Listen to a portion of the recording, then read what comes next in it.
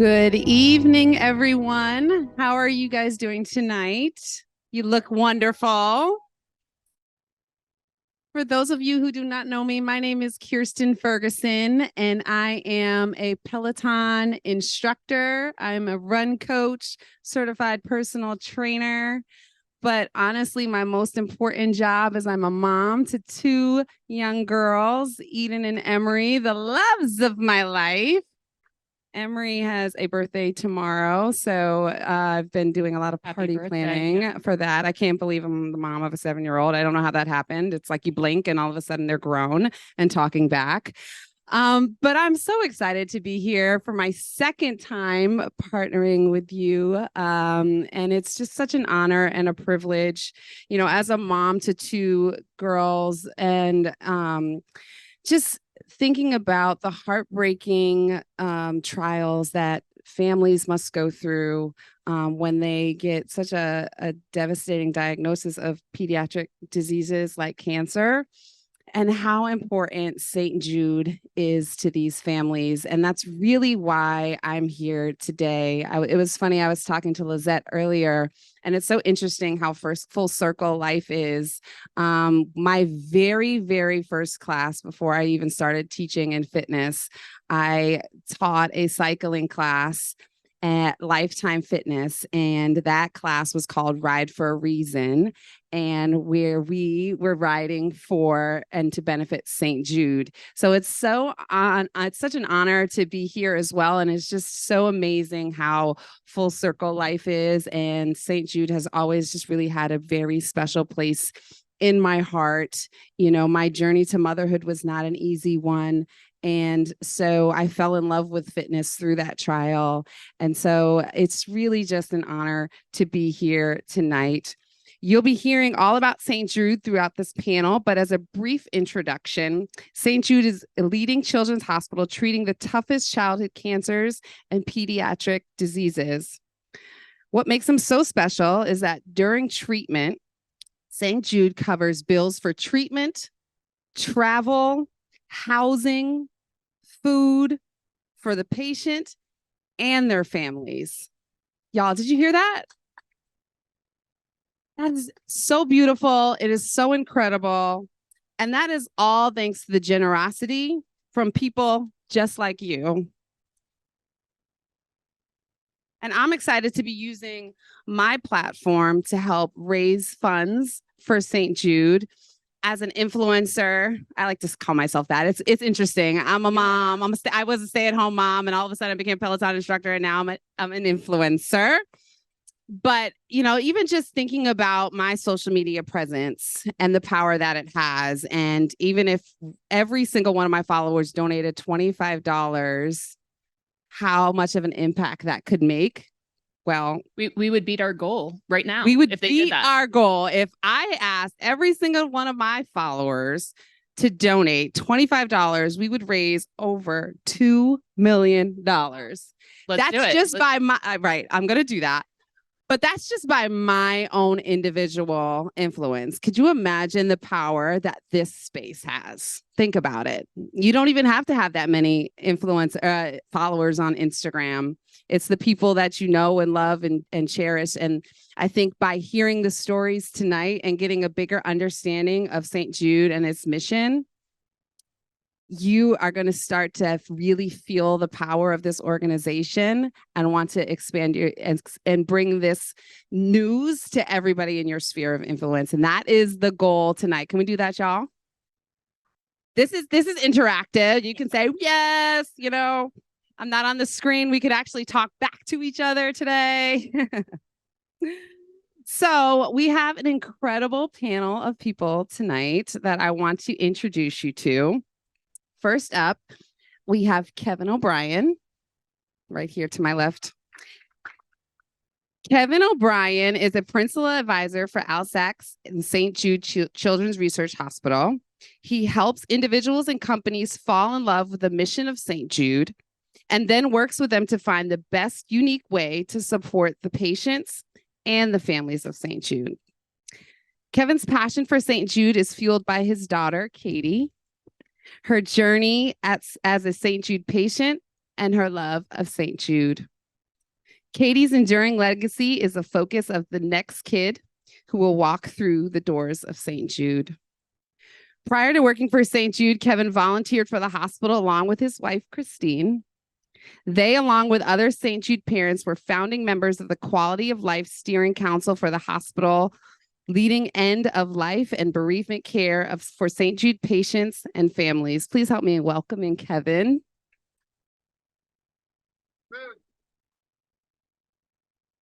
We also have Nicole Jones. It's great to see you again. Wonderful to see you. Nicole serves as a Senior Vice President of Marketing Communication for Veris Residential. Nicole was responsible for Veris Residential's rebrand in late 2021 and all marketing communications for the company, including this lovely property here. And my team. Thank you. And her team. She boasts more than 20 years of real estate experience with expertise in multifamily housing and branding. Nicole oversees various philanthropic relationships and is spearheading Veris for the Love of Humanity campaign benefiting St. Jude. Last year, her team led the effort that raised an additional $80,000 for St. Jude. And that is in addition to their annual corporate commitment. Nicole is from the DMV and currently resides there with her family. She is a former D1 player for Virginia Tech. Go Hokies. Go Hogies. She's passionate about teamwork, Harry Potter and Disney. Yes. Okay. And of course, Peloton. She's a big Peloton fan. She said she took my class this morning. So how you feeling? You good? Feel good. Refreshed. Here, we're energized. good. I like to hear it. Thank you. And I would like to introduce you to Lizzette Dorado, the Executive Director of the New York City market for ALSAC St. Jude. She oversees fundraising, corporate relationships, and events throughout New York, New Jersey, and Connecticut, helping raise millions of dollars that go directly to the St. Jude Research Hospital. St. Jude is able to make such a great impact by working with partners like Veris to get the word out. Lizzette is best known for building strong teams of professional fundraisers and rebuilding markets, events, and concepts. Prior to ALSAC, Lizzette has been in the cancer space for over a decade, working at other sister charities and leading fundraising efforts. Fighting cancer and finding a cure is one of her everyday priorities. Lizzette was born and raised in New York City and resides in Riverdale section of the Bronx with her family. Please help me welcoming Lizzette as well. Thank you. So team, let's just dive right into the conversation tonight. First, Kevin, can you tell us about your family's experience at St. Jude when Katie was going through her treatment? So I'll start with, you were an influencer long before you had your social media page, because for your daughters, you are an influencer, right? And that's the best influence you'll ever have is wow. So we have my wife, Christine, and I, we have 7 kids. Wow. And I try to be a good just positive... what I think 2 is a lot.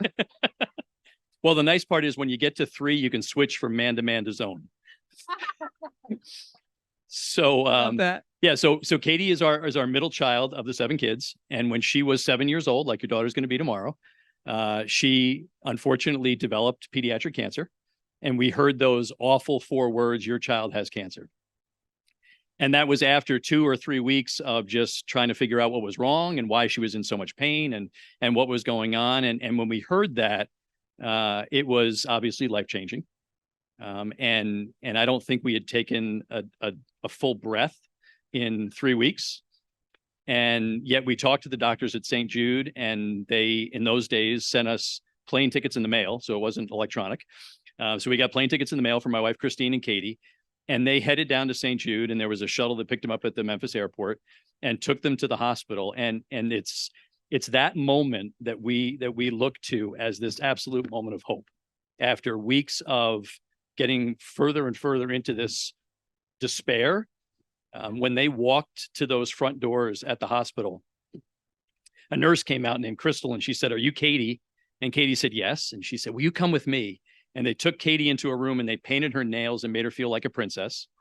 Oh, And they took my wife into another room and they said, okay, here's the keys to your 2-bedroom apartment, right? So Veris, you're providing homes for these families. And you provided a home for us before you even knew that you were part of St. Jude. And so here's the keys to a 2-bedroom apartment, and here's your meal card for the week. And we'll give you another one of those next week, and take a deep breath. And my wife called me that night and she said, I did. I took the first deep breath I had taken in 3 weeks in that moment, because I knew we were in the right place. Wow. Wow. Lifting such a weight, right? Taking so much of the things that you would think you would have to think about, the long list of things just seems like it was taken off your back. Yep. And I had given Christine a brand new credit card before she got on the plane. And I said, put everything on this and we'll figure it out. And the woman said to Christine, you don't need that. Put that away. Wow. We'll take care of everything. And it's been 14 years. I haven't gotten a bill yet. So I'm guessing there's not one coming. Listen, don't let them know your new address. No. And also just thinking about that moment, for Katie, she's able to go get her nails done. I know my daughters asked me today to go get their nails done. And so in that moment to just be like, no, go do something that you always love to do. It's we know what you're going through, and we've thought about so many of these things, and we just want you to be a kid. Wow. And in that moment, what a better gift to give to a child than, we're not going to talk to you as a cancer patient. We're going to talk to you as a kid. Wow. Wow. That's beautiful. Thank you for sharing that. Nicole, talk to us about the connection between St. Jude and Veris Residential, and why you are so passionate, because you are. I've known you. Yeah. This is 2 years now. You are very, very passionate about this relationship. Yeah. I think St. Jude is an obvious, very easy organization to want to work with. Like, what is more honorable than attempting to save kids who have cancer? Like, that is probably got to be like the most honorable work in the world. And so it was very easy to, dive into this relationship with them. But I honestly have to take a step back to when we rebranded to Veris Residential. And when I got to the company just about 2 years ago, we were doing a lot of things philanthropically. We were spending a lot of money. We were contributing to a ton of organizations, but nobody knew who we were contributing to. Our employees weren't involved. Our residents weren't involved. And for us, especially with the rebrand, and we really focused on properties, people, and the planet, it felt like, let's take a beat. Let's think about who we're working with. And so we took that time to actually meet with tons of different organizations. And one of my big asks, which was, hard for some organizations, it didn't really work for them, was, we don't want to just give you a check. We want to work with you in a way that's really a partnership, that's really thoughtful, that's meaningful, that we can ask you to do different things with us that are not prescribed, and that will allow our employees and our residents to get involved. That was really important to us, was to bring these philanthropic opportunities. We think, obviously we'll raise more funds for the organization by doing it that way, but also, when we talk to people, our residents, our employees, everybody says they want to get involved. They want to be a part of something. But if the company is just sending a check and there's never an opportunity to walk, to come to something like this panel, to, listen to, Kevin spoke to us a month and a half ago, to have these moments where you really, really feel involved, it's really challenging. So when we met with the team at St. Jude, and I said, we're happy to give you a really big check every year, but can we do all kinds of things together? They were like, yes, absolutely, whatever you want. And it has been such a wonderful, beautiful partnership where we're constantly throwing things at them. They're saying yes to things. They're giving us ideas. We're meeting other people that they're partnering with. And it's like, here, get together and do this event together. So it's been just a wonderful relationship. And like I said, doing something like this that's a little bit different, a little bit out of the box. And they said yes to it. So we love St. Jude for many, many reasons. Yeah, that's beautiful. And it's really just taking it a step further, right? And becoming more and more involved versus just signing the check. It's getting to know the why behind it all. Exactly. And knowing, and I think, knowing where it's going and how it's being used is beautiful too. So Lizzette, given that families don't pay for treatment, housing, food, which we spoke about earlier, while the kids are in treatment, can you talk about what the fundraising goals look like each year for your team and what it costs to be able to offer this to the families? That's a lot that these families are receiving. What does that look like on your end? So it's because of the promises that we make to these families that fundraising is our top priority, and ALSAC that's all we do every single day. To give you a little bit of perspective, it currently costs over $2 billion a year to run St. Jude Children's Research Hospital. Did y'all hear that? $2 billion. Yes. Wow. Okay. It's a big number, and based on inflation, the rising costs and everything right now, we expect that number to be 2.4 by 2027. So we have a big job to do. Unlike any other hospital, we only get about 12% of our money through insurance, right? Because it doesn't matter if you have insurance or not, we're treating you. And that's vastly different from any other hospital that usually gets about 90% of their revenue from insurance claims. And so we do get grants. We do get some returns from our investments, but the truth is we rely on those $10, $20, $30 monthly donations to get us through, because that's actually what allows us to be innovative and to pivot when we need to. It's because of supporters like everyone here today that we are able to do what we do. Wow. So we've all probably seen the ads on TV about St. Jude, but Kevin, what is it about St. Jude that people probably don't know or have seen on the ads or those stories on TV? Yeah, and aren't our ads great? I mean, they do. They really are the best. They do tug the heart. 30 seconds of just ripping your heart out and saying immediately. Yeah, absolutely. And our team does a great job putting those together. And I think if you asked 100 people, 90 of them would have heard of St. Jude and would get Children's Hospital. They'd kind of understand that. Mm-hmm. And I think kind of the next level of things about St. Jude that people probably don't know is that even though St. Jude's a hospital in Memphis, Tennessee, there are kids in all 50 states that are either patients at St. Jude or are being treated here locally in Jersey City and in Hoboken and in New York City and across the country and around the world.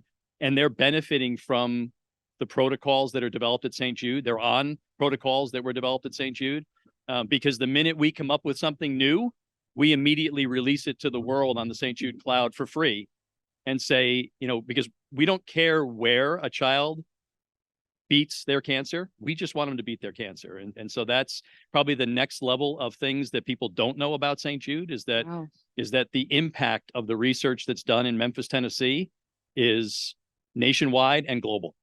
Wow. Lizzette, I want to ask you that same question.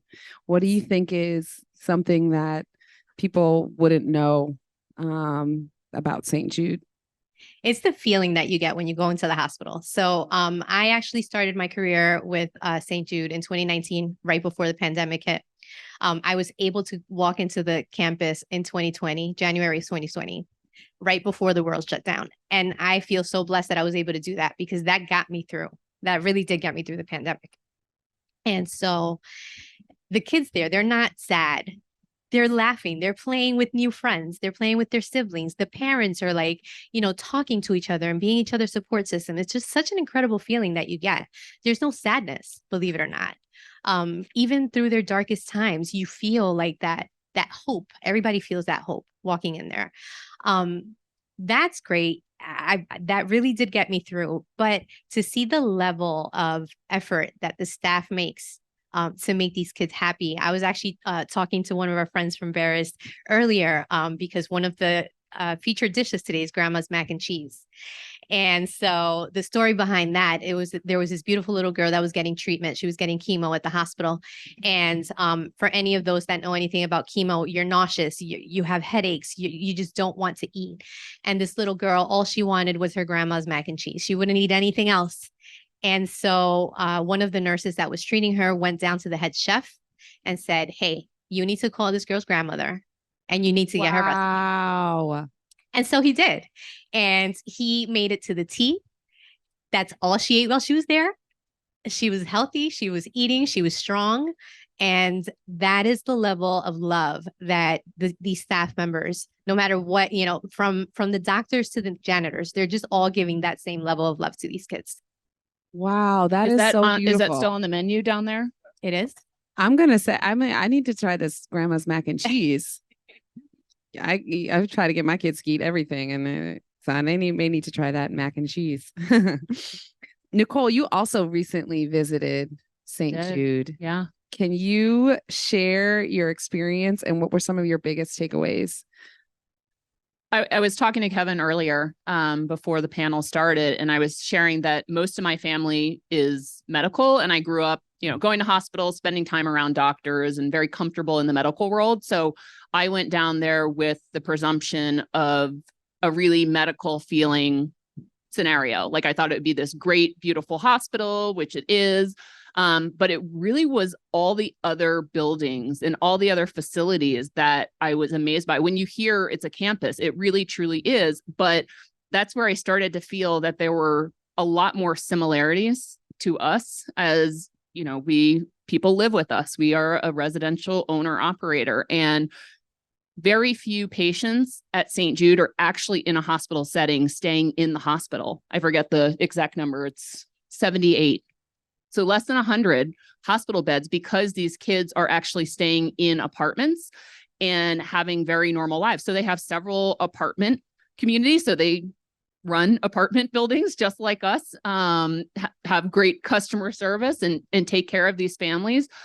We were able to go into the research facility and just see where some of the brightest people in the world are coming up with treatment and protocols, and they're all working together and collaborating. And so it was just like really amazing to realize that this isn't just a hospital. This is a place where people are living, they're making memories, they're making friends, and, just living beautiful lives while they're getting treatment. And so I think that's also what I realized makes it different than other children's hospitals, because there's a lot of children's hospitals throughout the country that are all doing amazing, wonderful work. But the fact that these families can go there and live in a building and have play dates and music classes and coloring classes, and a lot of the kids go to school while they're there or get tutoring so that they don't fall behind on their education. That to me is, I know the question you asked them before about like what's special about that, but that was what I took away from being in this really wonderful place. Wow. So it's like they're walking through one of the darkest storms, but it's also like they get a little piece of who they were before the diagnosis and are able to live life to its fullest, which is beautiful, which is really beautiful. Lizzette, St. Jude was established in the 1960s at the first fully integrated, it was the first fully integrated children's hospital in the South. Can you speak a little bit about the history of St. Jude? It's one of my favorite things to talk about, actually. Oh, well, I'm glad I asked. So you're in for a ride. So our founder, Danny Thomas, was a struggling artist. He was broke. He had a baby on the way. He didn't know how he was going to pay for his baby's delivery in the hospital. And he went to a church and had his last $7 in his pocket, prayed to St. Jude, said, help me find the way, and I will build you a shrine. And that prayer, that small prayer, was pivotal in his career. Shortly after his career took off, he just started getting gigs all over the place. Some might remember Make Room for Daddy. That was a really big show for him. And so he kept his promise. So he used his fame to fundraise to make this hospital in the segregated South in Memphis, Tennessee. And the reason that he wanted to do this is because he felt that every single child deserved a fighting chance. Every single child, no matter what race, creed, color, political beliefs, that's what he believed. And so these were very tumultuous times. I mean, Memphis, Tennessee, in the 60s, I mean, shortly after the hospital was opened its doors, Martin Luther King was assassinated just blocks from the hospital. But they never, ever budged on what they believed in. And that is such a pride point for us. Our first African-American researcher, Dr. Rudolph Jackson, he was hired in 1968 and started our sickle cell program, which is one of the world's largest right now. We were pivotal in the integration of hotels in the South. So before we had housing, we struck a deal with some hotels in downtown Memphis. Sorry, my hair is all over the place. Windy. It's giving Beyonce. It's You're the fine. Beyonce in me. And so unfortunately, this hotel would take our patients, except they couldn't be African American.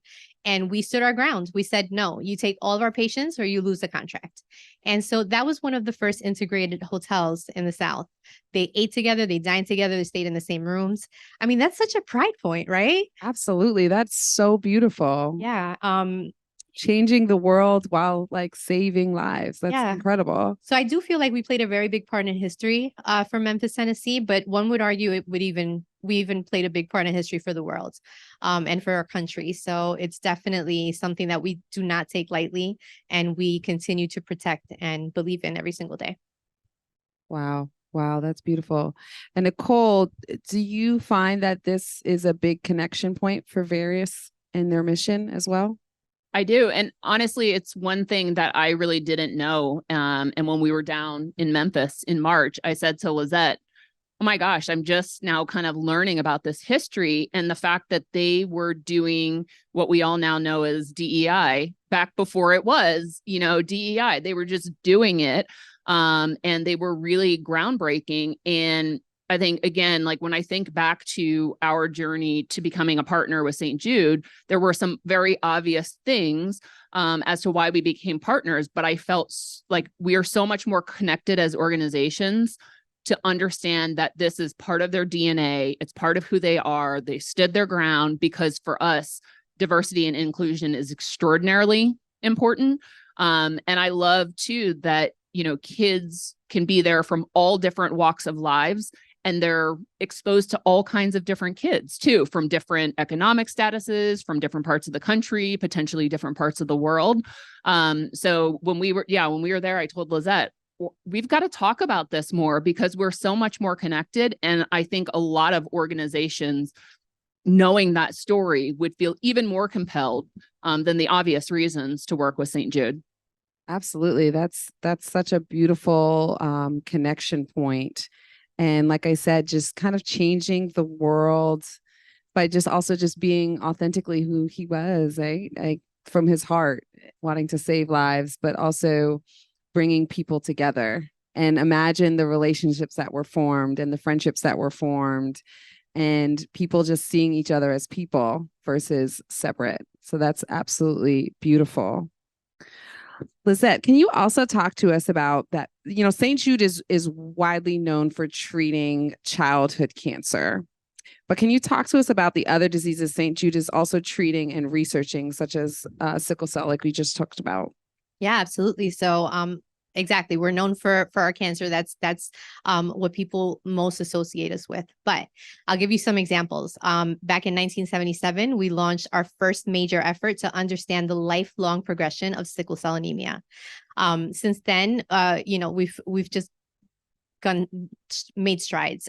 Treat kids all the way up to 18. In 1983, the first St. Jude patient in the world was cured of sickle cell anemia.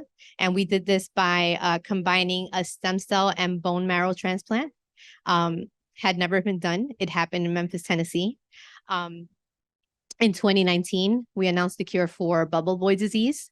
And this was done through a collaboration and a mix of, low dose chemo with gene therapy.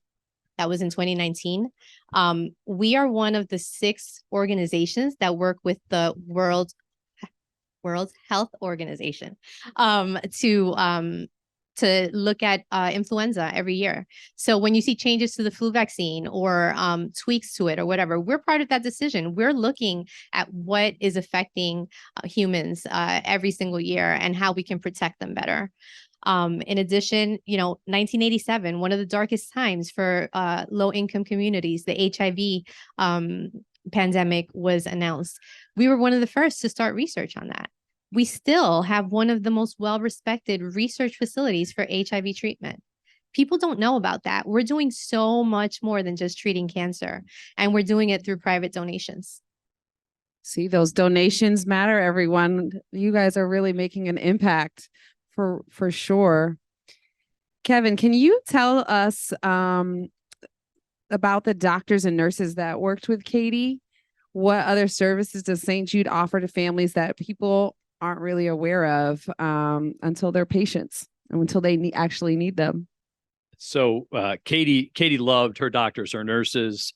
She loved, I was just telling Nicole, she loved Ron the painter, right? So Ron the painter. So Ron the painter. Who was Ron the painter? So he would go around every day, and the halls of St. Jude, the walls are just covered in color. I mean, it's the seasons as you walk through the hospital, and there's just color everywhere. And so that's when Nicole says it doesn't look like a hospital, it doesn't. And it was Ron's job every day. He would go around, and he had a cart with about 50 different little pots of paint on it. And he would go around, and anytime there was a little nick on the wall, he would go around and he would touch that up. And the kids would see that, and they'd see that everything was bright and fresh and clean every single day. And Katie just fell in love with Ron the painter, and she fell in love with the nurses that would care for her. And I think, the nurses especially, I mean, think about, and, again, Nicole, you and I were talking about, it's so, I can't imagine what, from a medical professional's perspective, how hard it is to treat a kid that's got cancer, right? And to be able to go into that room and talk to that kid and care for that child, and the emotional just toll that must take to be able to say, I'm not just going to care for you as a patient, but I'm going to invest my compassion for you as an individual. And what a beautiful gift that is that they give. And I mean, there's a doctor that Katie just loved, Dr. Armstrong and Dr. Baker. Dr. Baker is one of the best humans I have ever met in my life. And he runs what's called the palliative care service at the hospital. So he takes the sickest of the sickest kids, and they have a program where they wrap them essentially in an extra level of care. Right. So what does that mean? So it means that, we know you're going through what you're going through, and you're getting all these medicines that are making you feel lousy. And they walk into the room and they ask us the same question every day. They say, what are you hoping for today?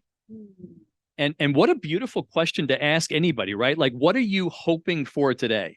And inevitably a parent will say, well, I'm hoping that my child is cured. And they say, yeah, look, we're hoping for that too. We really are.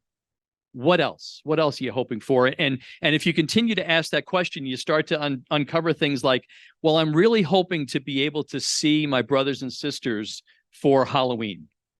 Right. And it's like, okay, well, let's talk about that. You're doing pretty well right now. Maybe we can send you home and send you with some extra medication or some extra care, or maybe what it's time for is to bring them down here to Memphis and say, let's spend a little bit of time together as a family. Or maybe it's that I really want to be part of the school play. And it's like, okay, if that's what you're hoping for, how do we make that happen? Right. And it takes, to be able, if you're going to be willing to ask that question, what are you hoping for? You better be able to back it up. Right. And you better be able to do what you can to make that a reality. And that's unique. It really is. That's so incredibly special. And the time and the effort. And like you said, it takes your medical expertise, but also your heart. Your heart to really That's left brain stuff, right? To be able to be creative about how do I make that hope come true.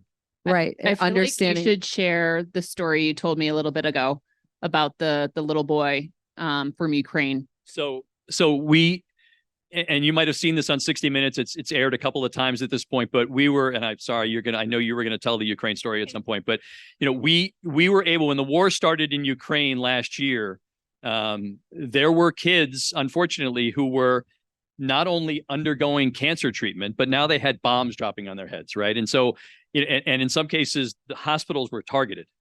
And so we looked at that and we were like, that's just not right. And so we have what we call foundation partners around the world. And we had one that was actually in Ukraine and one that was in Poland. And working with those two foundation partners, we were able to pull 1,100 kids who were already in cancer-directed treatment out of Ukraine and find them treatment facilities in the European Union in 18 different countries. And 8 of those kids out of the 1,100 actually came to Memphis. And those kids have been, are still being treated at St. Jude in Memphis. And unfortunately, I was telling Nicole about 2 months ago, one of those kids unfortunately was coming to the end of his life. And, we're still not at the point where we can save every one of these kids. That's why we need your help, right? That's why we're here. And unfortunately, this little boy was not going to make it. And he said, before I die, I really want to see dad and I want to go home. And his father has been serving in the Ukrainian military. And so mom and his sibling and he were at St. Jude, and he said, I just want to go home. And so we, Mike, who's one of our favorite people in the world, is a doctor who works on the global team at St. Jude. And he started moving heaven and earth. And we got to the point where we were able to get a care team and this little boy and his mom and his sibling back to home. Wow. And the dad got leave from the Ukrainian military. And that family was able to spend the last 2 weeks of that child's life together, taking pictures, video, getting that child's voice recorded so that you had that. And unfortunately, the little boy died, but that family, and they're in their grief journey right now, and they'll be in it for the rest of their lives. But I imagine that grief journey is just a little bit better because they had that 2 weeks of just beautiful family time. And that's a gift that you gave to that family. Wow. Wow. Try not to get emotional here. I'm trying to keep it together and professional, but that is such a beautiful story. And that is also such a testament to the power of this fundraising that we're doing tonight, and lives and families that can be impacted, and how special that those last 2 weeks were to them. It'll be forever embedded in their heart. So wow, that was beautiful. Thank you for sharing that. Lizzette, do you want to talk just briefly about how quickly does it take to turn something like that around, or even, with everything that happened in the Ukraine, you guys reacted really quickly. Do you want to talk about that a little bit? We did. I mean, it was in record time. I would say, once the war was announced, it was weeks before we had that hospital up and running in Poland. And it was another few weeks before we were able to move 1,100 families and their siblings and their moms into 62 different countries around the world that we have partnerships with. It's just incredible stuff. And through St. Jude Global, we know that if a child is diagnosed in the United States, their chances of survival today are very high. But if you take St. Jude, thank you. But if you take that child and put it in an underdeveloped country, more than 90% of kids with cancer will pass away. And it's because of, not enough diagnosis. It's because they don't have the right medicines. Perhaps they have some medicine one month, but then the next month they have to get it in the black market. And who knows what kind of chemicals are in those medications. So we actually have a responsibility to do more. And so those statistics are going to change, and they're going to change because of St. Jude Children's Research Hospital. We now are in partnership with the World Health Organization. See, I'm trying to deliver 120,000 chemo treatments to countries, to underdeveloped countries between the year 2022, started last year, through 2027. And we know that we're going to ramp that up in 2027. This will help significantly with survival rates. The Ukraine story, I don't think that I could have told it better myself. And this really hits home for me, Kirsten, because I come from, my parents are from Cuba. Cuban American immigrants. They arrived here in the 70s. They were able to give us better opportunities. But I think of my family that is in Cuba. They're in an island where they have wonderful doctors, but no medication. There's no medication there. And what would happen if one of my little cousins was diagnosed? I mean, they would have nothing. And this is the type of impact that we are able to do every single day. Wow. Wow. Wow. Wow. So, Nicole, St. Jude is hosting its annual 5K walk run again. It's coming up this September. Last year, we had so much fun at it. we did. We did a little warm up together. That was fun. I got to host it last year. I had a ball. Can you talk about what makes this event so special, and how can everybody in here participate? So we're going to be participating in the walk runs. Boston is going to be September 23rd.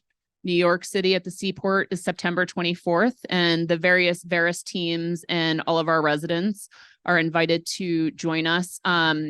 Between now and then, we're going to be really focused on fundraising and hosting events like this to build awareness, because we want to. Last year was our first year. We did amazing. We raised over $80,000, as you mentioned, in additional funds. This year, we have a goal of raising $100,000 and hope to exceed that. So people they can donate. You can donate $10, $20, $200, $2 million, whatever you got. 2 million. Who wants it? Any takers? Anybody? But in all seriousness, we talk about the little donations. Those little donations add up to a lot. And that's how we got to that $80,000 was, everybody kind of asking their friends, their families, donate $10, $25. And it was really, really meaningful. And so between now and then, we're asking everyone to start their fundraising. We're going to be providing some beautiful graphics from our very talented marketing team. And you'll be able to post them on social media, reach out to your friends and family, and then join us for the walk runs in person. And I think the best part of that is you can see families who, like Kevin's family, now he is a part of the St. Jude family in a professional capacity, but you'll see families who are either going through treatment, have gone through treatment. St. Jude tries to recreate the beautiful experience at the Memphis campus for the kids, for everybody to sort of experience. So coming and just being a part of the community. So at minimum, fundraise, at maximum, fundraise, and join us in person. Join us in person. I think one of the beautiful things that I loved about it is, one, we did get to see some of the kids, brought them up on stage. They warmed up with me. So it's beautiful to meet them and see their beautiful smiles, and but also the power of movement, and really having fun moving as a community, but also knowing that your movement matters and that you're raising funds for an incredible organization that is not only changing the world in the medical field, but also just changing the world in general. As you've learned more and more about the organization today, I hope that, your heart is a little bit more opened and understand the true impact that St. Jude is making, not only for this country, but around the world. It's beautiful to see. So thank you all for sharing that. One last question I have for you, Kevin. What can we do to honor Katie's legacy? So you mentioned in my bio in the intro that Katie was focused on the next kid. I'd love to be able to say, Katie, come on up here and tell all these people how wonderful your experience was at St. Jude. Unfortunately, Katie can't do that. Despite 31 radiation treatments and a couple of rounds of stem cell salvage and chemotherapy, Katie's tumor blew back through all of that. And she passed away less than 8 months from the date she was diagnosed. But she pulled, when we found out the tumor was back, we had 61 beautiful days with our daughter. And she pulled her mother aside and said, it was cute. She's 7 years old, right? And she's like, I want to talk about my legacy. And wow. Christine's like, you're 7. You don't know what a legacy is. She goes, I do. I know what a legacy is. She says, I know I'm not gonna beat this disease. She said, but I want to talk about the next kid.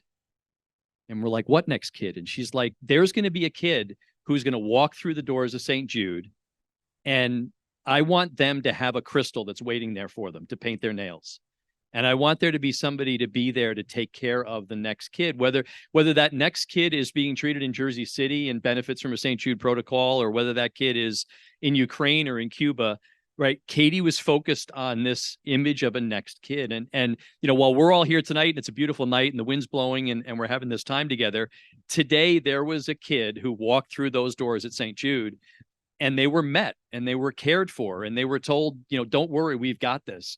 And so if you can think about, picture in your mind your favorite little kid or your favorite teenager, and think about them if they were faced with this battle, and think about them walking through those doors, And the only reason that we can continue to do what we do every day is because people like you are saying, yeah, I believe in that. I get that. I understand, what goes on there, and I'm willing to support that. And whether that support is financial or that support is, I'm going to tell people about St. Jude now that I know more about it. That's what we need. We need advocates for St. Jude. We need ambassadors for St. Jude. We need each one of you here today to say, you know what? I'm going to tell people about St. Jude. Wow. Wow. Wow. Wow. Can we all just agree to be advocates for the next kid? Wow. Each and every one of you in here has that power. And I'm sitting in this chair and I'm thinking about my daughter who turns 7 tomorrow. And just the power of what you just said, like the next kid, for Katie to think about the next kid and, her legacy, and knowing that what she went through is not for nothing, and that, we're here fighting for the next kid. And that was just such a beautiful story and very touching. So thank you for sharing that. Thank you. I think Katie has had an impact on the next kid already. You shared with me earlier that. Will you share? Do you mind sharing that? Lizzette invited me to the Bronx Zoo a couple of years ago, and I met a little kid there, and he was a patient at a hospital in Long Island. And as I met him and talked to him and talked to his mom, he had the same diagnosis that Katie had. And he was being treated at a hospital where he was able to stay in his hometown and stay with his friends and his family. And he was being treated with the St. Jude protocol in Long Island. And he was going to make it. He was going to beat the tumor that had beaten Katie. And it was partially because Katie went through what she went through, and we learned from it. And the doctors at St. Jude learned from it, and they tweaked the protocol a little bit. And that kid now is a survivor. Wow. So look at that. That is beautiful. That is beautiful. Really beautiful. I hope you guys are feeling how I'm feeling right now. My heart is like about to explode. But first, I want to thank the panelists for tonight. This was absolutely beautiful. I learned so much about this organization, and I hope you did as well. And I hope that you're proud, whether you are employed by Veris or whether you're a resident here, to be so proud to know that you are part of changing the world and our next future leaders, right? Our future generation. We're really appreciative of Kevin for sharing your story and Katie's story with us today. It was truly inspiring. And as we look to honor Katie's legacy, Veris has set a goal again of $100,000. I'm gonna say it again, $100,000 on top of the yearly commitment. And so we are hoping that you all can join us in that, right? Step in, dig in, join us in that. We all have a different sphere of influence, right? That we can pass on. Share the stories that you heard tonight. Don't let it stop here. There's different ways to fundraise. There are QR codes throughout this building and other various properties where you can share the donation link directly. And in the next week or so, they'll be sharing images and fundraising messages for you to share with your social media network to get the word out to this Veris community.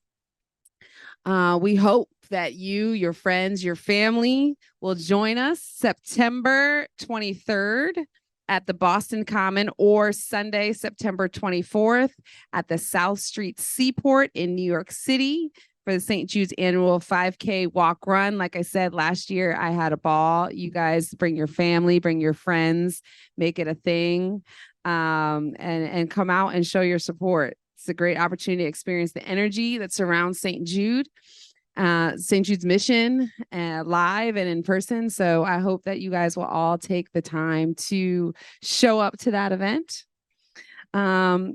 We're wrapping up here tonight, but I also just want to let you know that Kevin, the other panelists, and I will be having a meet and greet out there. So if you want to stop by, say hi, take a photo, We are more than willing to do that. It's a great start to your fundraising. It's a great picture start. with Kirsten Ferguson. You post it. You're going to fundraise. So we're going to raise some money. I mean, the rest of us, I don't know if we'll help that much. But I mean, a it picture with totally you. will. You totally will. Lizette's got her Beyonce hair going. It's happening. We're going to raise so much money. Thank you all for being All the Virginia here. Tech people will be standing with Yes, Nicole. absolutely. Hoagies again. Absolutely. Go Hoagies. Thank you all for having me again. What an Thank you so honor. much. We appreciate Again, this is such a full circle experience for me. I have a special place in my heart for St. Jude, even more after tonight, learning so much more. So thank you for taking the time out for tonight. So thank you all for being here. Thank you, Thank everyone. you.